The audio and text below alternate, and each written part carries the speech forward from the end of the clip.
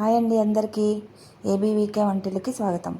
ఈరోజు టమాటా పప్పు తయారీ చూద్దాం.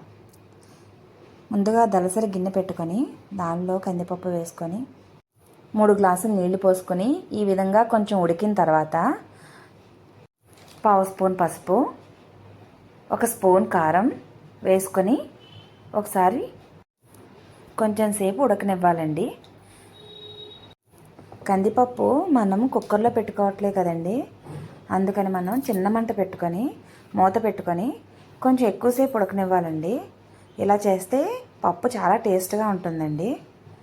ఇప్పుడు మనం ముందుగా కోసి పెట్టుకున్న పచ్చిమిరపకాయలు, టమాటా ముక్కలు పప్పులో వేసుకుందామండి. చిన్న నిమ్మకాయ అంత చింతపండు తీసుకొని గోరువెచ్చని నీళ్ళలో నానబెట్టుకొని వాటిని చక్కగా పులుసు తీసుకుని పక్కన ఉంచుకుందామండి.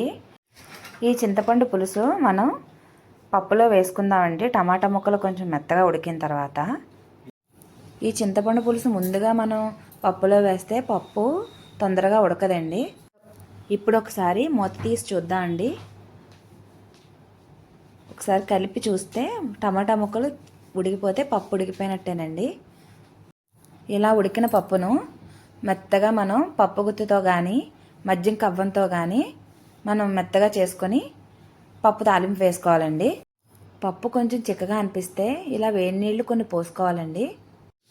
తర్వాత మన రుచికి తగినంత ఉప్పు వేసుకొని ఒక్కసారి కొంచెం మరగనివ్వాలండి. నేనైతే పప్పు తాలింపు నెయ్యితో వేస్తానండి. పప్పు టేస్ట్ బాగుంటుంది.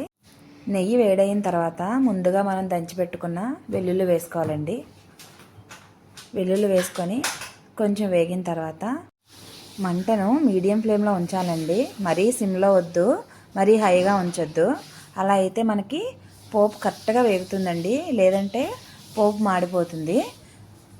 ఇప్పుడు మనం జీలకర్ర, మినప్పప్పు, ఆవాలు వేసుకుందామండి పోపులో. ఇవి కూడా కొంచెం బాగా వేగిన తర్వాత ఎండుమిర్చిని కూడా వేసి మనం కొంచెం సేపు వేయించుకుందామండి. ఇలా ఎండుమిరపకాయలు వేగే వరకు వేయించుకొని ఇప్పుడు మనం కరివేపాకు వేసుకుందామండి. కరివేపాకు వేసుకొని మనం ఒక్కసారి మూత పెట్టుకుందామండి. స్టవ్ మొత్తం నెయ్యి తుప్పర్లు పడిపోతాయండి. ఇప్పుడు ఒకసారి మూత తీసి కలుపుదామండి. పప్పు పోపుకి ఇంగువ కూడా మంచి టేస్ట్ ఇస్తుంది. కొంచెం ఇంగువను కూడా మనం వేసుకుందాం. మీడియం ఫ్లేమ్లోనే పోపు వేయడం మాత్రం మర్చిపోకండి. ఫ్లేమ్ పెద్దది పెట్టద్దండి. చివరిగా పోపులో కొంచెం కొత్తిమీర వేసుకుందాం.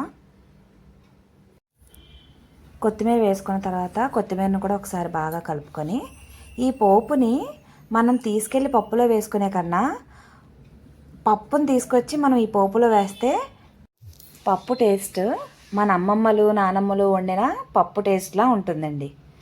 ఒక్కసారి మీరు ట్రై చేసి చూడండి, మీరే చెప్తారు నాకు.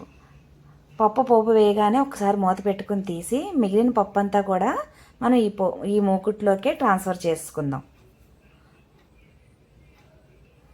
అంతేనండి, ఎంతో కమ్మనైన టమాటా పప్పు రెడీ అయిపోయింది. ఈ వీడియో కనుక మీకు నచ్చితే లైక్ చేసి షేర్ చేసి సబ్స్క్రైబ్ చేయండి. ఇంకొకటండి, కామెంట్ చేయడం మాత్రం మర్చిపోకండి.